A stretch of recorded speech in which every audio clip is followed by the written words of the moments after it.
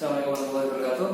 Baik, adik-adik kelas 11, kita lanjutkan materi fisikanya. Jadi hari ini kita akan mempelajari materi terakhir dari kelas 11, yaitu tentang alat-alat optik.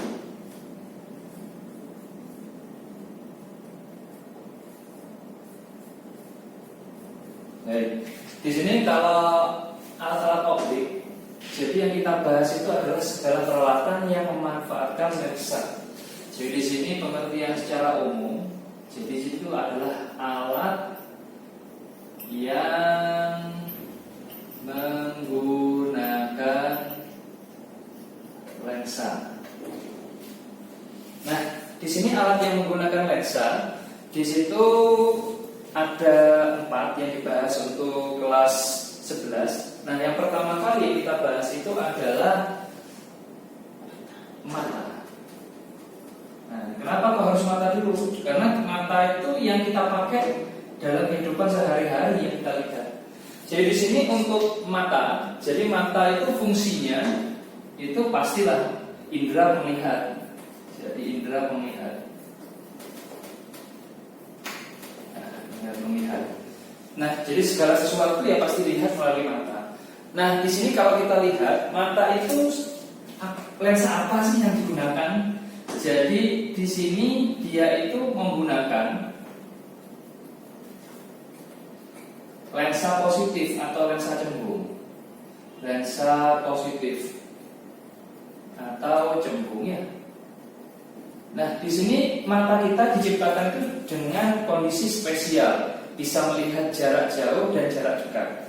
Nah, di sini untuk mata, jadi yang kita bahas dulu kondisinya matanya mata normal ya. Jadi mata normal.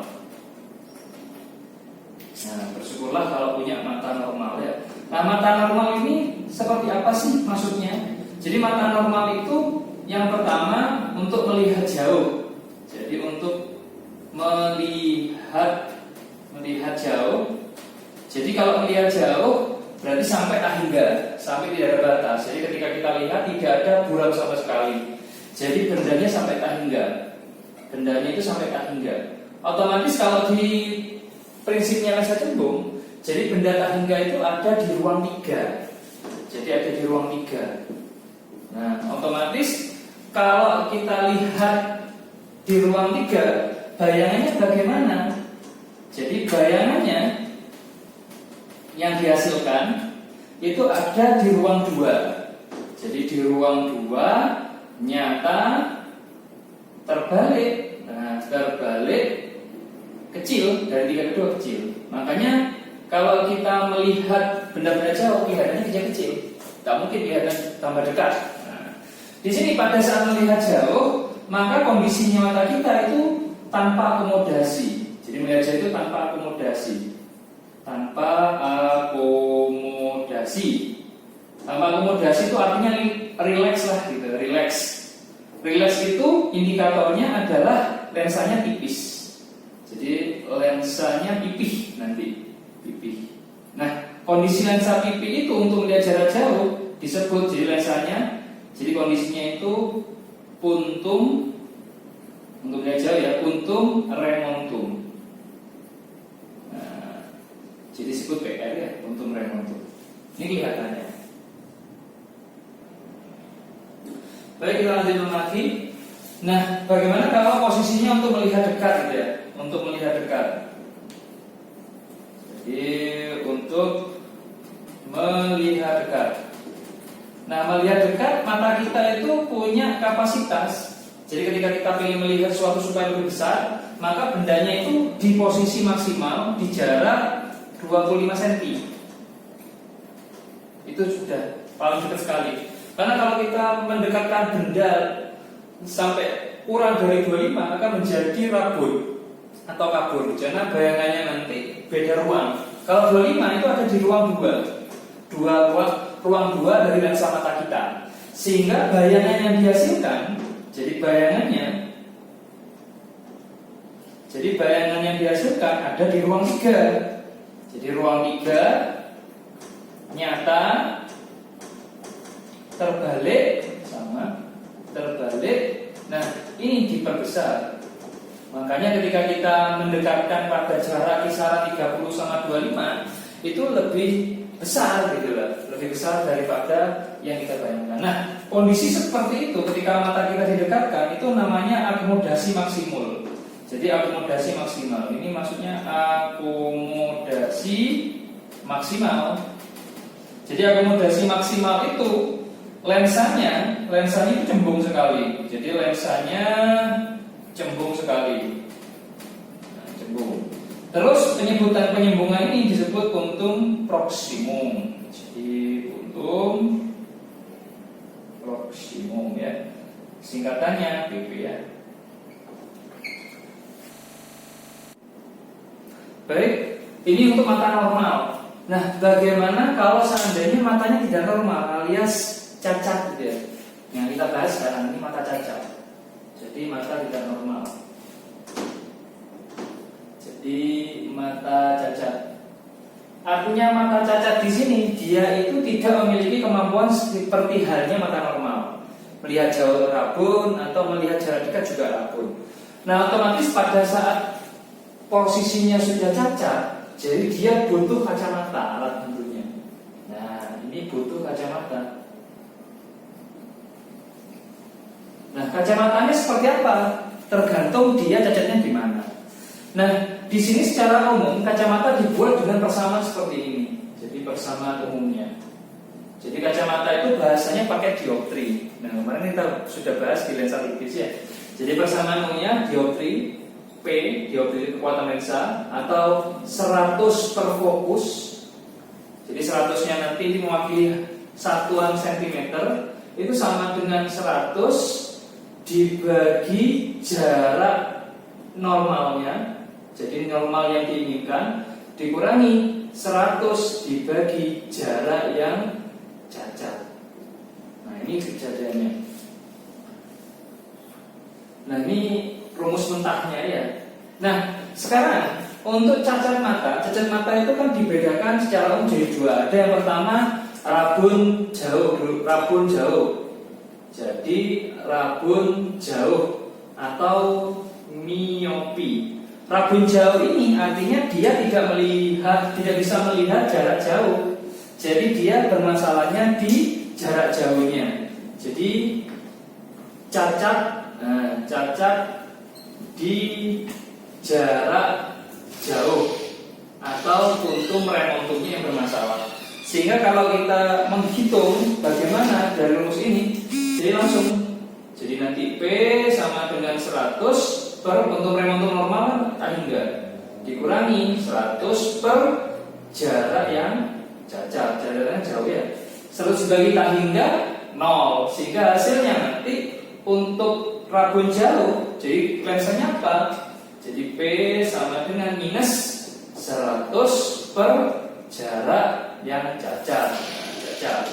Nah, minus di sini otomatis dia menggunakan lensa negatif atau lensa cekung. Jadi yang dibutuhkan itu adalah lensa cekung. Jadi ini pakai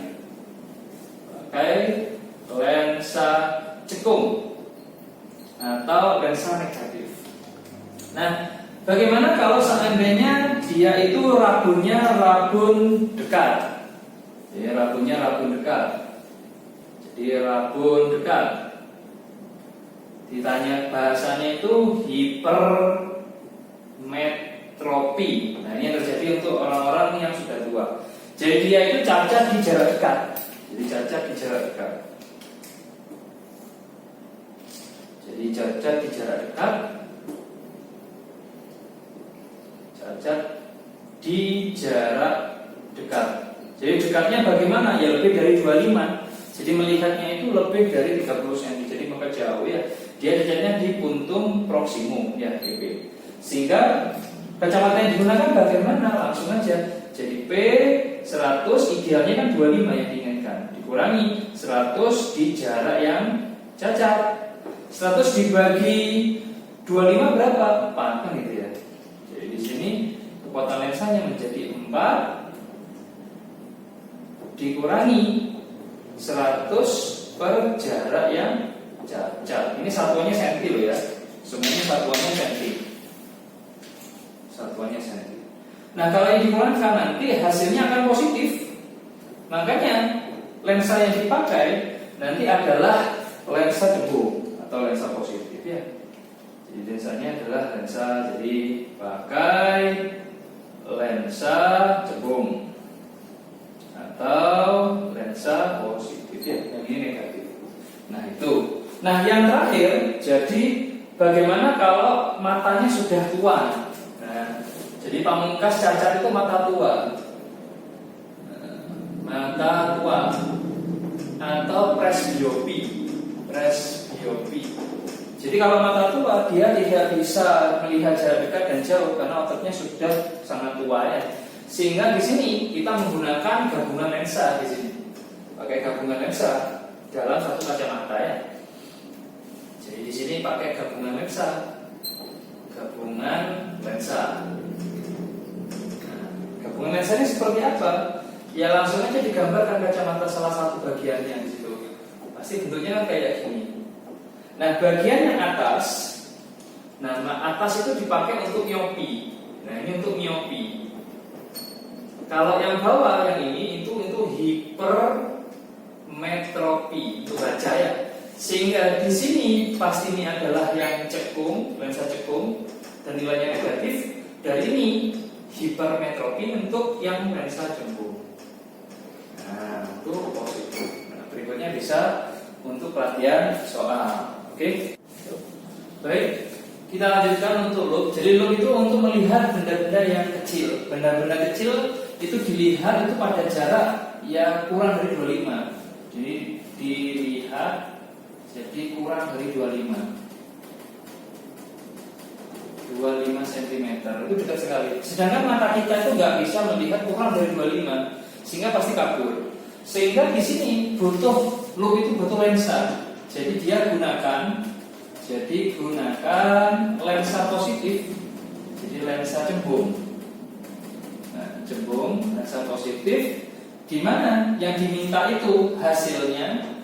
Jadi hasilnya nanti maya tegak diperbesar. Otomatis kalau posisi di sini, di situ dia ada di ruang 4. Sehingga benda harus ada di ruang 1. Itu untuk kacamata besar. Jadi ilustrasinya seperti apa? Jadi ilustrasinya seperti ini.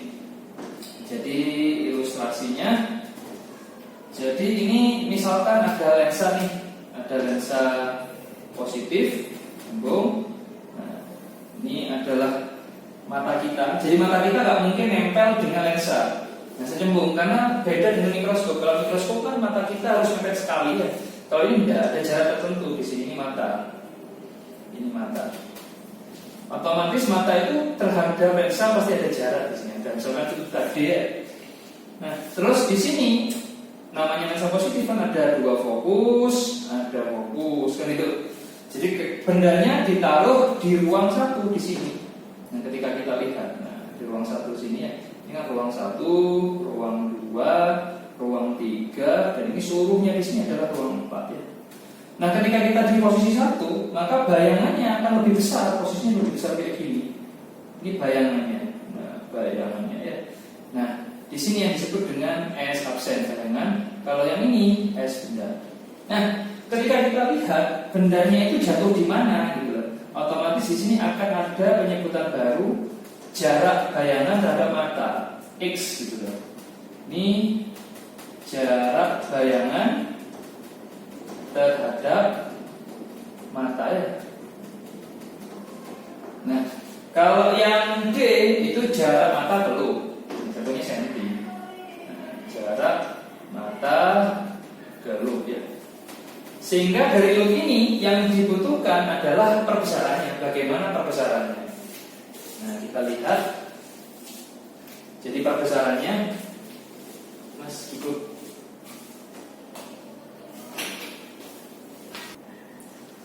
Nah, jadi perbesaran dari loop ini bagaimana? Jadi ini perbesarannya ini.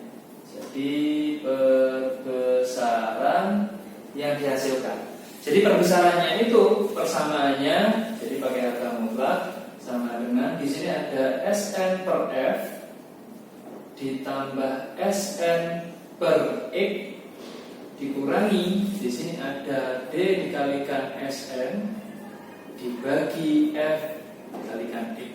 Ini persamaannya ya. Jadi persamaan kalau penurunannya ini agak panjang tapi jarang ditanyakan. Jadi di sini apa sih Sn? Jadi kalau Sn di sini Sn itu jarak dekat mata, yaitu 25 cm. Kalau F itu fokusnya, jadi fokus lensa. Satuannya juga senti. Terus D, ya jarak mata kelup. Terus kalau X, jarak bayangan ke mata itu. Nah ini.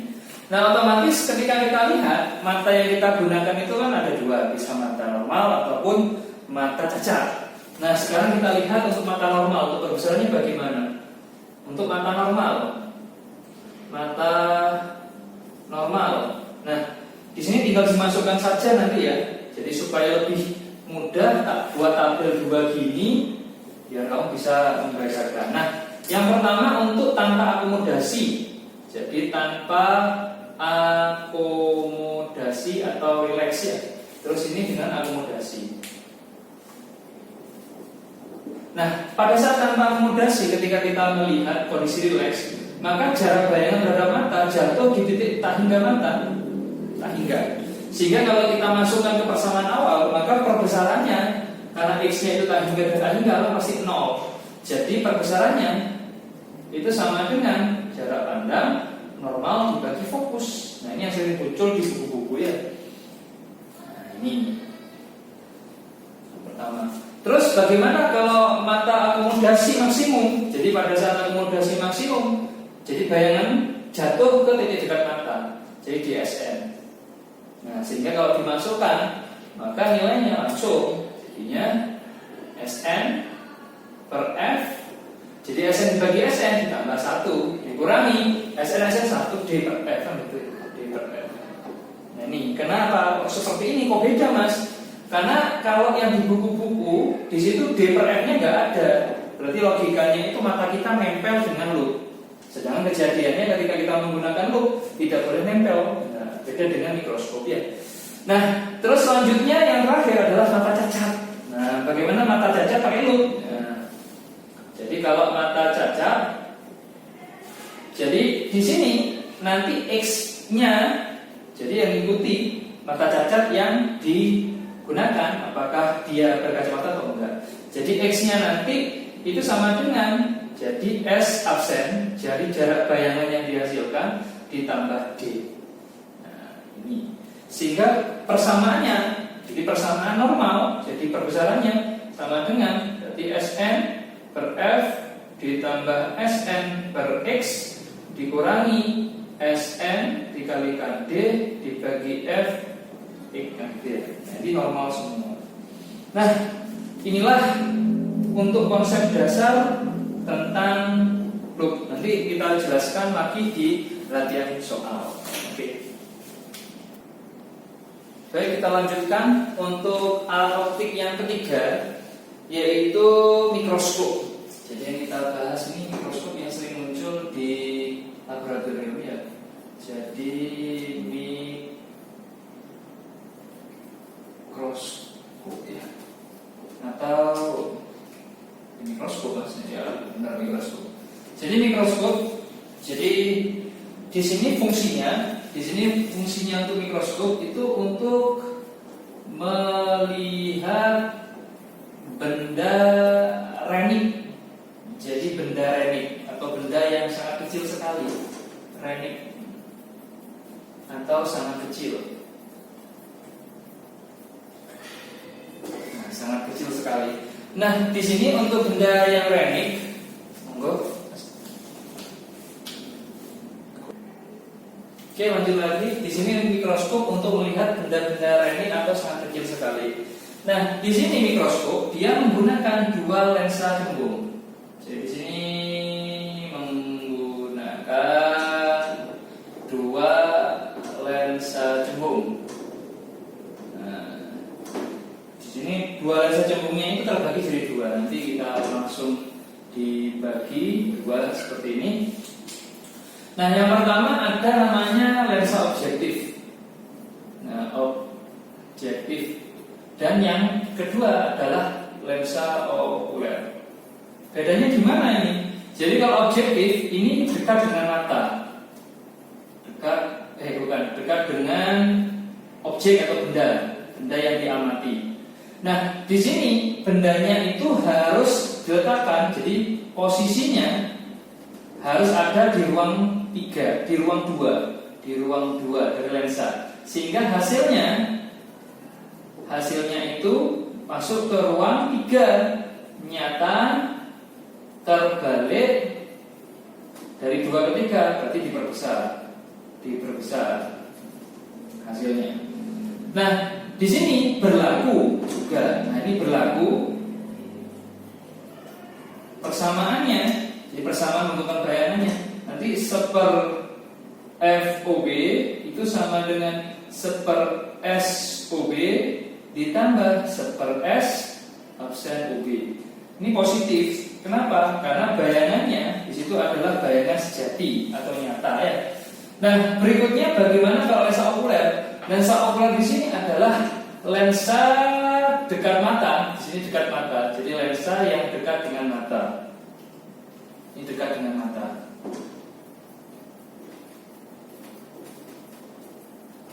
Mata kita. Dan posisinya nempel mata kita terhadap lensa okuler. Nah, posisinya nanti supaya maksimal, jadi posisinya itu harus masuk ke ruang 1 dari lensa okuler. Sehingga hasilnya di situ masuk ke ruang 4. Jadi ruang 4 maya, ingat ya, maya tegak besar. Nah, tapi nanti perbesarannya kan ada 2 kali, jadi pengalinya banyak ya. Sehingga di sini berlaku pembentukan bayangannya seperti apa? Jadi kalau mencari nanti bisa menggunakan seper F okuler sama dengan seper S okuler dikurangi. Nah, seper S absen okuler. Kenapa kok negatif? Karena bayangan yang dihasilkan adalah maya. Sehingga catatannya di sini lihat dulu. Jadi catatannya, kalau kondisi matanya yang digunakan adalah mata rileks, jadi mata rileks, maka S absen OK-nya jatuh ke tak hingga. Kalau matanya akomodasi, maka S absen okulernya itu masuk ke 25 cm atau masuk ke SN. Nah, di sini yang muncul ya. Nah, bagaimana proses terjadinya? Jadi proses terjadinya bayangan di mikroskop. Jadi ilustrasinya seperti ini. Jadi ilustrasinya untuk melihatnya bagaimana sih gitu ya. Nah, otomatis kita gunakan 2 lensa di sini. Nah, ada 2 lensa di sini. Ada lensa positif 1 dan 2. Nah, ini objektif, yang ini okuler. Nah, ini adalah utama ya, garis utamanya. Mata kita di sini. Mata kita di sini, ini mata, kondisi mata misalnya gitu. Nah, di sini otomatis kan sudah ada di sini. Di sini ada FOB, ini 2 FOB. Nah, di sini juga akan muncul. Nah, di sini FOB, di sini 2 FOB. Nah, bendanya yang pertama dimasukkan di ruang 2, berarti kan bendanya di sini. Misalkan kecil sekali di sini. Maka dia langsung ketika dimasukkan di lensa objektif, maka dia masuk ke ruang 3 di sini berarti bayangannya. Nah, ini adalah, jadi ini bahasanya adalah S absen OB, S absen OB. Nah, ini bendanya di sini. Habis ini harus masuk ke ruang 1 miliknya okuler. Misalnya okulernya adalah di sinilah okulernya di sini, F okuler. Masuk ke ruang 1. Maka bayangannya ada depannya sini. Gede banget di sini. Nah, di sini nanti akan muncul banyak sekali. Ini disebut S absen okuler ya, jarak pandang mata ketika dilihat. Nah, jadi di sini ada beberapa catatan di situ. Nah, catatan. Nah, untuk panjang tabung ini, panjang tabung. Nah, panjang tabung mikroskopnya. Yang pertama untuk mata rileks. Nah, mata rileks panjang tabungnya itu disimbolkan D. Jadi D-nya itu sama dengan S absen UB ditambah F okuler. F okuler ya, F okuler. Langsung. Nah, jadi tinggal langsung diganti kalau ditanyakan. Kalau matanya mata akomodasi, jadi mata akomodasi maksimal, maka D-nya beda. Jadi D-nya S absen UB ditambah SOK ya, SOK. Nah, SOK-nya nanti dicari dengan persamaan yang berlaku gitu loh. Di situ.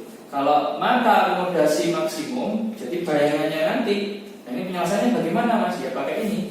1/FOK sama dengan 1/SOK dikurangi 1/SN ya. Karena pada saat akomodasi maksimum, jadi bendanya ada jatuh di dekat mata ya, di dekat mata.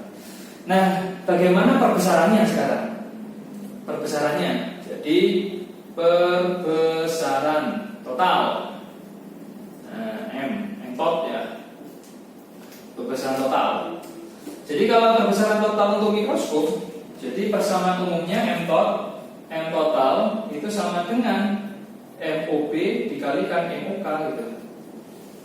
Nah, di sini langsung saja MOB-nya pakai persamaan dasar dari lensa jebung.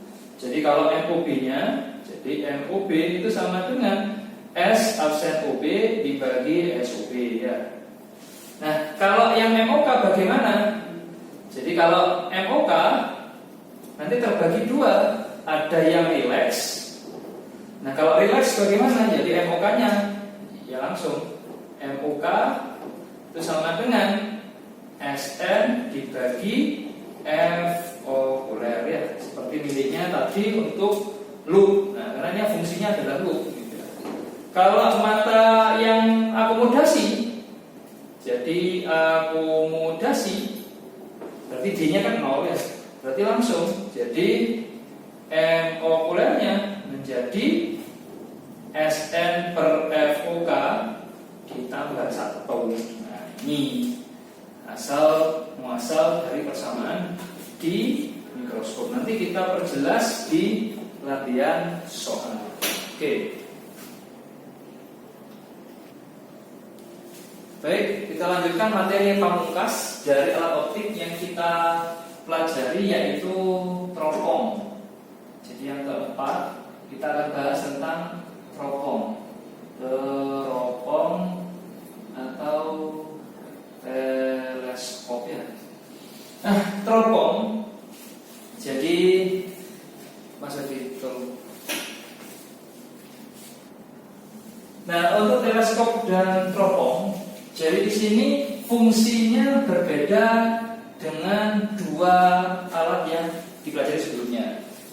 Kalau loop sama mikroskop itu kan fungsinya untuk melihat benda rednik ya. Kalau yang teropong itu untuk melihat benda jauh. Ini melihat benda jauh. Jadi untuk melihat benda jauh. Nah, benda jauh. Jauhnya di mana? Bisa di langit seperti bintang atau jauh sekali di permukaan bumi. Misalkan melihat benda jauh ya. Nah, kita akan kupas satu-satu. Nah, teropong itu terbagi menjadi dua. Ada teropong bintang sama teropong edan. Nah, kita bahas yang pertama, yaitu teropong bintang. Baik, untuk teropong bintang, otomatis ini untuk mengamati bintang-bintang gitu kan, yang ada di Batam, yang bukan di Batam, sih ada di Bandung itu, di daerah Ledeng itu ada. Jadi untuk melihat bintang, nah, untuk melihat bintang. Nah, di sini ilustrasinya, jadi ilustrasi yang didapat untuk teropong bintang, jadi kita menggunakan dua lensa positif di situ. Jadi untuk teropong bintang kita menggunakan dua lensa positif. Ini kita menggunakan dua lensa positif mirip seperti mikroskop ya. Nah, di sini ada objektif, yang di sini ada okuler ya. Ini mata kita. Jadi dia menggunakan dua lensa. Nah, posisi bintang itu di sini, bintang yang jauh sekali. Otomatis kalau di objektif, jadi lensa objektif, di sini bendanya, jadi bendanya itu ada di ruang 3. Di ruang 3 berarti dari 2 fokus sampai tak hingga. Jadi bayangannya ini lensanya lensa positif ya. Bayangannya ada di ruang 2, nyata, terbalik, kecil, itulah yang bilang kecil ya. Jadi dari bintang yang jauh nanti dia masuk ke ruang 2. Di sini okuler, objektif. Nah, berarti dia akan jatuh di sekitar sini. Jadi bintangnya di sini. Nah, ini akan menjadi jarak bendanya nanti. Nah, S objektif ya. Nah, terus objek yang diterima atau objek yang dihasilkan dari miliknya okuler, objektif itu akan diterima sebagai benda oleh lensa okuler. Jadi di lensa okuler atau lensa yang dekat dengan mata. Jadi lensa okuler di sini. Jadi lensa okuler ini mirip seperti loop fungsinya ya sudah. Jadi di sini bendanya masuk harus ke ruang 1 pasti.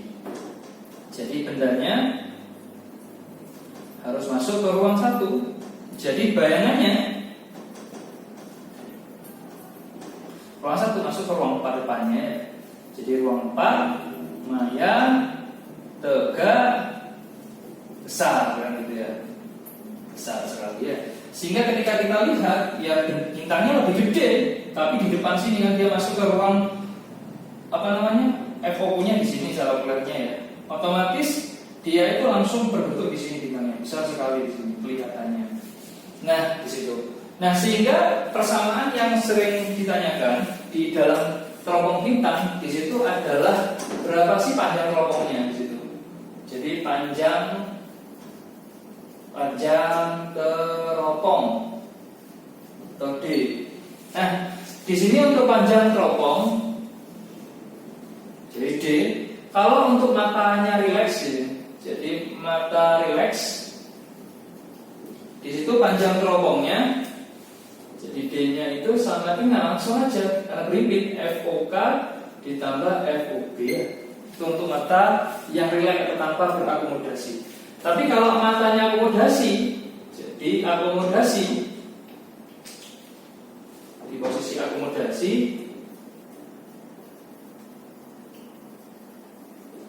maka panjang teropongnya, jadi nanti FOB ditambah SOK ya. Nah, di sini ada penyebutan SOK lagi. Nah, ya kita harus cari secara perhitungan berbeda sendiri-sendiri ya.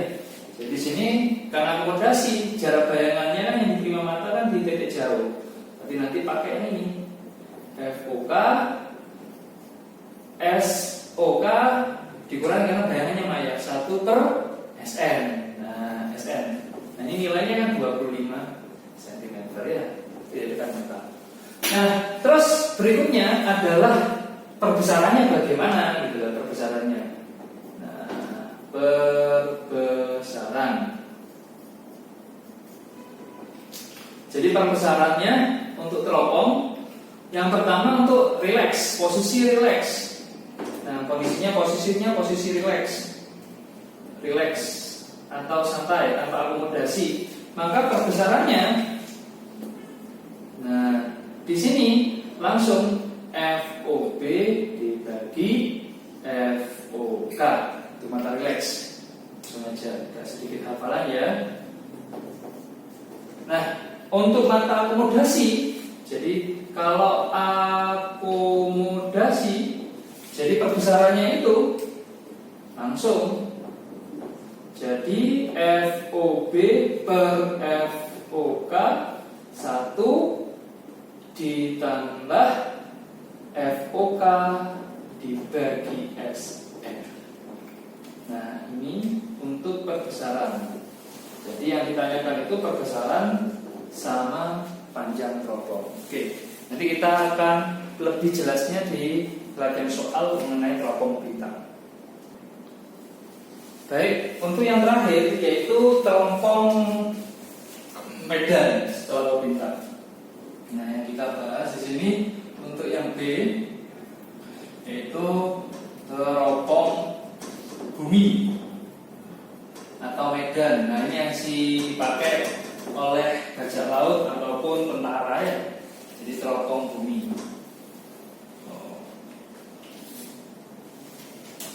Pause.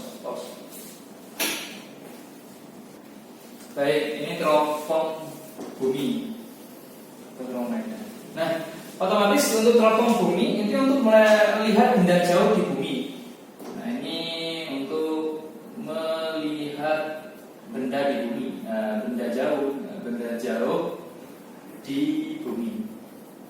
Nah, konsep dasar kalau yang medan atau teropong bumi ini dia menggunakan 3 lensa. Yang paling kecil itu 3 lensa. Jadi menggunakan 3 lensa positif atau lensa cembung. Nah, fungsinya beda-beda. Nah, kita jelaskan di sini 3 lensanya apa gitu lah. Yang pertama di sini untuk dekat benda. Nah, ini ada lensa objektif. Nah, yang pertama untuk melihat bendanya dulu objektif. Jadi di sini kalau objektif bendanya ada di ruang 3, jauh memang. Terus bayangannya yang dihasilkan, jadi bayangannya akan ada di ruang 2. Habis itu nyata, terbalik, besar ya, juga besar. Dari 3 ke 2, dari kecil, dari 3 ke 2 ke kecil ya. Nah, ini kecil.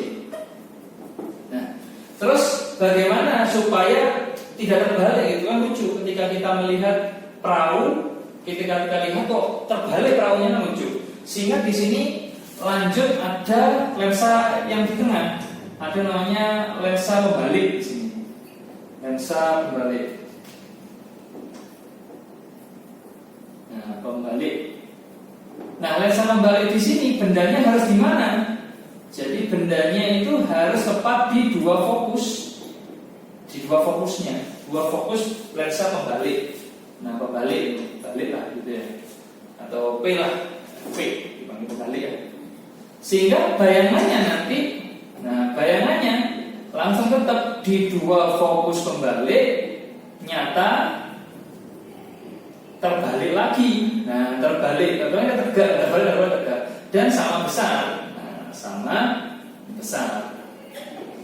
Nah, barulah yang pamungkas di situ langsung lensa okuler.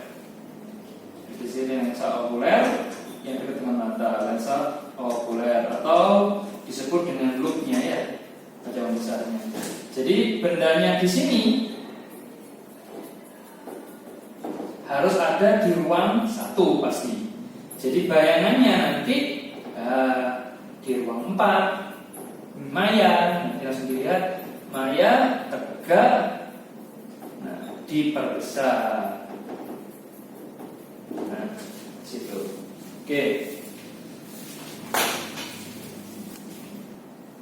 Kita akan lihat ilustrasi bagaimana proses pembentukannya ya, ilustrasinya. Nah, ilustrasinya di sini yang kita gambarkan ada 3 nih.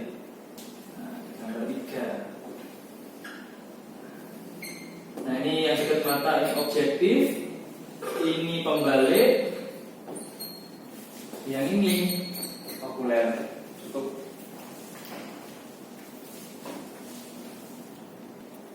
Nah, kita lanjutkan. Di sini ada, garis utamanya. Nah, mata kita di posisi okuler sini. Okuler. Nah, di sini semuanya positif semua, positif, positif, positif. Nah, di sini adalah misalkan di sini ada dua F objektif UB, gitu ya. FOB-nya di sini. Nah, di sini harus ini FOB jatuh sekitar sini. Nah, ini adalah F pembalik. Di sini F pembalik. Di sini akan masuk ke FOK. Nah, posisinya hati-hati di sini. Jadi misalkan bendanya ada di ruang 3 dari objektif, di sini lebih kecil di sini ya. Nah, masa ya. Maka di ruang 3 akan datang di ruang 2. Di ruang 2 dari objektif ini 1 ini 2. Duanya itu harus jatuh di tempat di titik fokusnya pembalik di sini. Di sini pembalik. Nah, kalau dibalik otomatis dari yang terbalik dibuat tegak seperti ini, jatuh di sini. Nah, di sini prosesnya. Sehingga kalau dilakukan ketika kita lihat, ya bendanya lebih gede di sini nanti hasilnya. Jadi masuk ukuran langsung lebih gede sekali di sini. Nah, gede banget. Jadi kan ada perbesarannya ya. Nah, itu proses penjalannya. Jadi masuk, terbalik, dibalik lagi, terus dilihat dengan loop. Jadinya besar. Nah, yang sering ditanyakan di dalam teropong bumi itu bagaimana panjang teropongnya. Panjang teropong. Nah, panjang teropongnya sama seperti nilainya bintang. Di situ hanya ditambahi dengan lensa pembalik. Jadi kalau matanya mata relax, jadi relax ya sama seperti nilainya bintang gitu loh. Jadi D-nya sama dengan FOB. Nah, ditambah 4 karena 2 fokus. Nah, 4 F pembalik ditambah F okuler ya. Nah, kalau relax ya. Terus kalau akomodasi maka D-nya ya sama. Jadi D-nya ya FOB ditambah 4 F pembalik ditambah SOK ya. Nah, tapi di sini SOK-nya kita harus cari dulu karena kan bayangan yang dilihat itu jatuh di titik dekat mata ya, karena akomodasi. Sehingga kalau diambil di sini, nah ini tambahannya pakai FOK sama dengan SOK dikurangi 1/SN titik dekat mata ya untuk mencarinya. Dan yang terakhir yaitu perbesarannya. Nah, perbesarannya sama. Jadi perbesaran M. Nah, untuk mata relax gitu ya. Jadi perbesarannya sama seperti miliknya bintang. Langsung saja berarti kan FOB dibagi FOK ya. FOB per FOK.